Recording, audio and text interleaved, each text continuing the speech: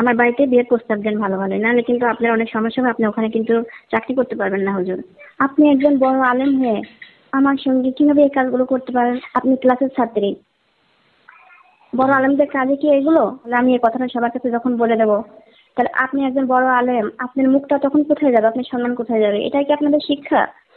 না না, এই কথাটি কাউকে বলবো না, একটু গোপন রাখো কিছুদিন, তারপর আমি দেখতেছি কি করা যায়। হ্যালো, আসসালামু আলাইকুম। ওয়ালাইকুম আসসালাম। হুজুর, আপনি আমার কি করলেন এগুলো? আমি তো শেষ, আমি তো এখন আর ভালো নেই।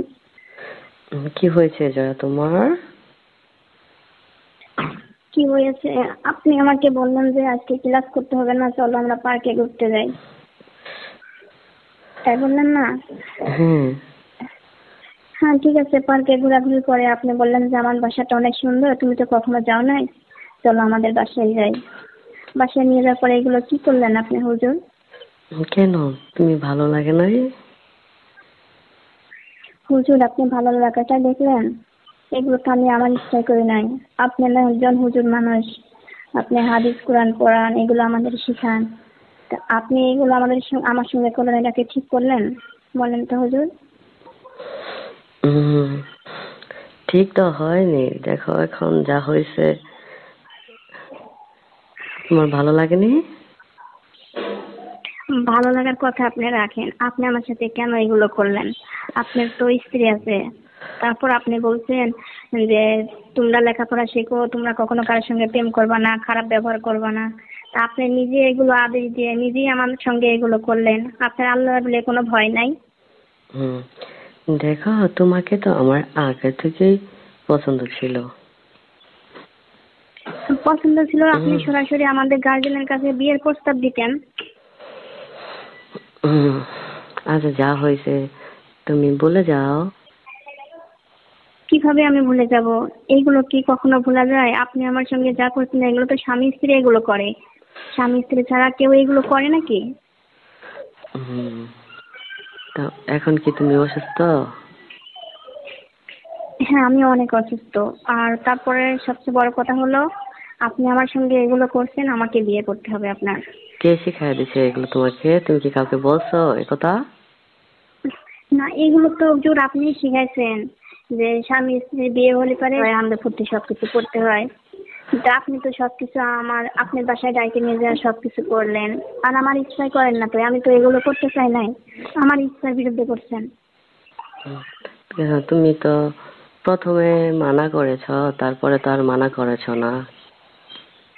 হ্যাঁ, তারপর যখন আপনি আমার সবকিছু কাপড় চোপড় সরাই ফেলছেন, তখন আমি আর কিভাবে মানা করবো? কারণ বাসায় কেউ ছিল না।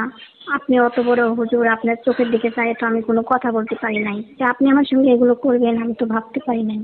হুম, তুমি তো যথেষ্ট বড় হয়েছো, এগুলো তো বোঝো ঠিক তুমি আছে, আগে থেকে।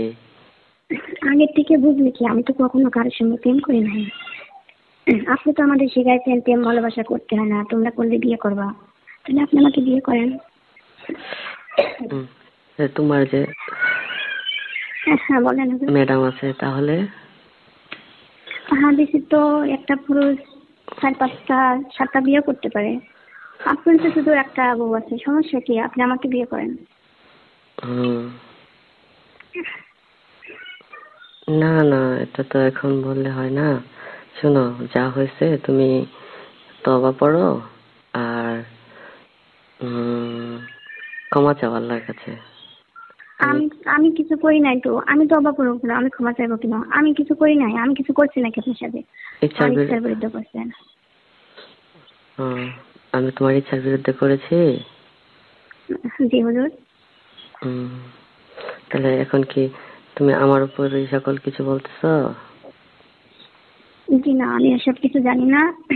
আপনি আমাদের ক্লাসে যখন করাইছেন আপনি অনেক কিছু শিখাইছেন, আমি এগুলো দেখে দেখে শিখছি। এখন আপনি আমার সঙ্গে যা করছেন, আপনি যদি আমাকে বিয়ে না করেন তাহলে আমি অন্য কাউকে বলে দেবো, আমি এই সমস্ত কথা অন্য স্যারদের কাছে বলে দেবো, অন্য হুজুরের কাছে আপনার সব কুকর্মের কথা আমি বলে দিব। হুম, জয়া, এরকম ভাবেও না, ঠিক আছে?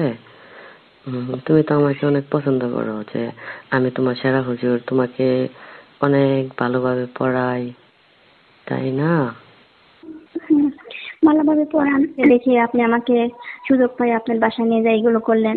তার মানে আপনি এইগুলোর জন্য আমাকে ভালোবাসতেন? এই সুযোগটা নেওয়ার জন্য আপনি আমার প্রতি এতটা খেয়াল রাখতেন? এখন আমি বুঝতে পারছি আসলে আপনার মনে কি ছিল।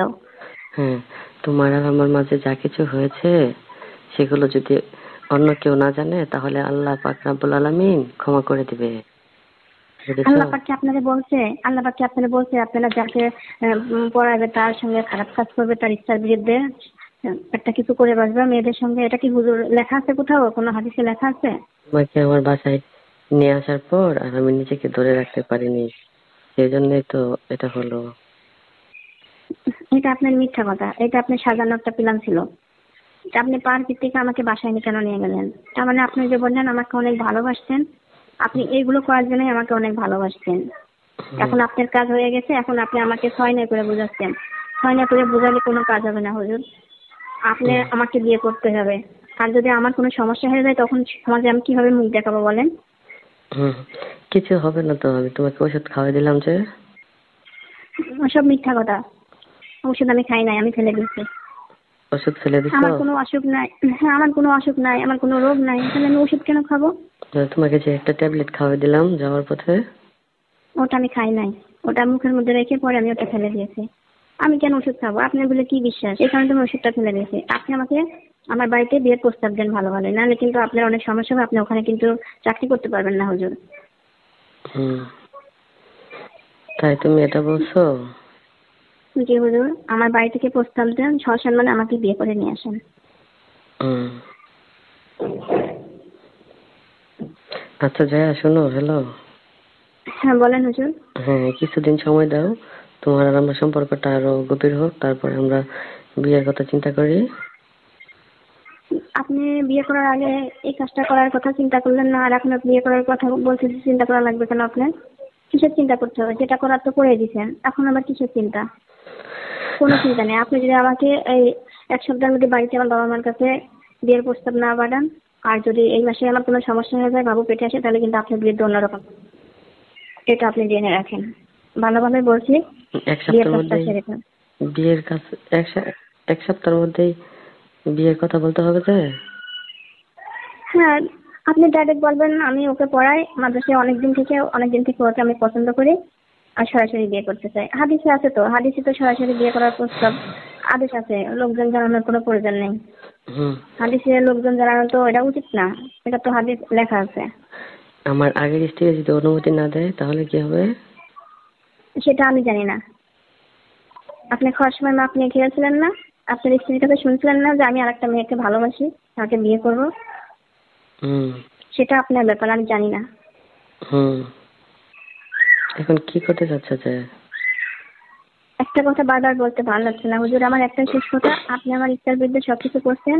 আপনি একটা নাটক সাজাইছিলেন, সেইভাবে আপনি আমাকে ক্লাস ফাঁকি দিয়ে পার্কে নিয়েছেন, আমাকে নাস্তা করাইছেন, পরে বাসায় নিয়ে যায় আপনি দরজা বন্ধ করে। ভিডিও পেতে কিন্তু আমাদের আপনার এটা কোনো ইউটিউব প্ল্যান চ্যানেল প্রোগ্রাম করা টিজে ছিল অনেক টাইম দিন থেকে। 11 কে বিয়ে সাবস্ক্রাইব করার করুন। প্ল্যান প্রোগ্রাম করতে আপনার সমস্যা কি? আপনি প্রোগ্রাম করে ফেলেন, কখন করবেন তাড়াতাড়ি। তুমি তো আমাকে ভালোবাসতা তাই না? না হলে তো আমার সাথে কিসের যাইতে না। ভালোবাসা? আপনি একজন হুজুর, হুজুর হিসাবে আমরা ছাত্র, আপনাদের তো ভালোবাসতে পারি। আমরা যে আমাদের গুরুজন, আমার একজন হুজুর, এই দিক থেকে আপনাকে অনেক ভালোবাসি। শুধু আমি কেন, আমার ক্লাসে যতগুলো ছাত্র ছাত্রী আছে সবাই আপনাকে ভালোবাসে। হুম, তাহলে তুমি যদি আমার নামে এগুলো বলো তাহলে কি অন্য কেউ বিশ্বাস করবে? অবশ্যই বিশ্বাস করবেন। বিশ্বাস না করে আপনি আল্লাহকে ভয় পান না? হুম। আপনি অন্যের কথাও কি যায় আসে? আপনি আল্লাহকে ভয় পান? হ্যাঁ আপনি তাই তো। একদিন এই পৃথিবী ছেড়ে চলে যাবেন না? হ্যাঁ। কেন আপনার এই ভয় থাকলে আবার কিভাবে আপনি মিথ্যা কথা বলবেন মানুষের মাঝে? আমি তো সত্যটা বলে দিব, সত্য কথা বলবো আমি। হুম। আচ্ছা ঠিক আছে, তোমার পড়ালেখা শেষ হতে আর কতদিন লাগবে? 2 বছর? আমি পড়ালেখা করব না। কিসের পড়ালেখা আবার? কি লেখাপড়া করবো আমি? তুমি পড়ালেখাটা শেষ করো আর আমি এদিক দিয়ে একটু কিছু গুছিয়ে নিই, তারপর তোমাকে বিয়ে করে নেবো না? না, আমি আপনার কথা রাখতে পারবো না। তাই? আমার কথা আপনাকে রাখতে হবে। তাই? হ্যাঁ। হুম। আপনি একজন বড় আলেম হুজুর হয়ে আপনি কিভাবে অন্য অন্য মেয়েদের দিকে এরকম করে তাকান? আপনি আপনি আসলে তো একটা ভণ্ড হুজুর, আল্লাহকে ভয় পান না। হুম, তুমি যে এতগুলো কথা বলতেছো, আমি তোমার গুরুজন, সেটা কি তুমি জানো না? না, আপনি এখন আর আমার কোনো গুরুজন নাই। তাই? ছিলেন এক সময় যখন ক্লাসে ছিলাম, তখন এখন আপনি আমার সঙ্গে একজন ছাত্রীর সঙ্গে একজন গুরুজন কখনো একটা মেয়ের সাথে এরকম করতে পারে না। কিসের গুরুজন আপনি? হুম। আচ্ছা, তুমি আমাকে আর 2 বছর সময় দাও, তারপরে তোমাকে একটা কিছু করবো, বুঝছো জয়া? 2 বছর না, আমি 2 মাসও আপনাকে সময় দিতে পারবো না। আপনি তো তেলে কথা রাখলেন। তাহলে ঠিক সময় আছে, দিবে? আমি যেটা বলছি সিরিয়াসলি বলছি কিন্তু। হুম।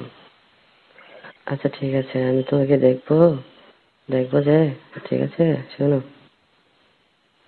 হ্যালো, হ্যাঁ বলেন। আমি চেষ্টা করে দেখতেছি যে কি করা যায়। কি করা যায় মানে আপনার আবার কিসের ভাবনা চিন্তা বুঝলাম না তো। হাদিসে তো 7টা বিয়ে করার নির্দেশ দিয়ে আছে পুরুষদের। হুম। আপনি মাত্র একটা করছেন, সমস্যা কি? আপনি তো অনেক বেতনে চাকরি করেন, আপনি একজন বড় আলেম। আপনি আমাকে বিয়ে করে রাখবেন, আমাকে বাসা করে সেখানে দিবেন, আপনি 2 জায়গায় থাকবেন, 2টা স্ত্রীর কাছে থাকবেন। কিসের চিন্তা ভাবনা? আপনার বিষয়টা কিন্তু ভালো দিকে যাইব না, আমি ভালোভাবে বলছি সিরিয়াসলি। আপনি একজন বড় আলেম হয়ে আমার সঙ্গে কিভাবে এই কাজগুলো করতে পারলেন? আপনি ক্লাসের ছাত্রী, বড় আলেমদের কাজে কি এগুলো? আচ্ছা, এটা হাদিস মোতাবেক অনেক ভালো কাজ হয়েছে, ঠিক আছে, আপনি হাদিস অনুসারে আমাকে বিয়ে করেন। হুম। আপনি যদি এই শিক্ষায় আপনার সবাইকে দেন, আপনি এই কথাটা যদি এখন বিয়ে করতে আপনাকে রাজি না হন, তাহলে আমি এই কথাটা সবার কাছে যখন বলে দেবো, তাহলে আপনি একজন বড় আলেম, আপনার মুখটা তখন কোথায় যাবে, আপনার সম্মান কোথায় যাবে? এটাই কি আপনাদের শিক্ষা? না না, এই কথাটি কাউকে বলবো না, একটু গোপন রাখো কিছুদিন, তারপর আমি দেখতেছি কি করা যায়। এই রকম মজার ভিডিও পেতে আমাদের ইউটিউব চ্যানেল টিজে টাইম 11কে সাবস্ক্রাইব করুন।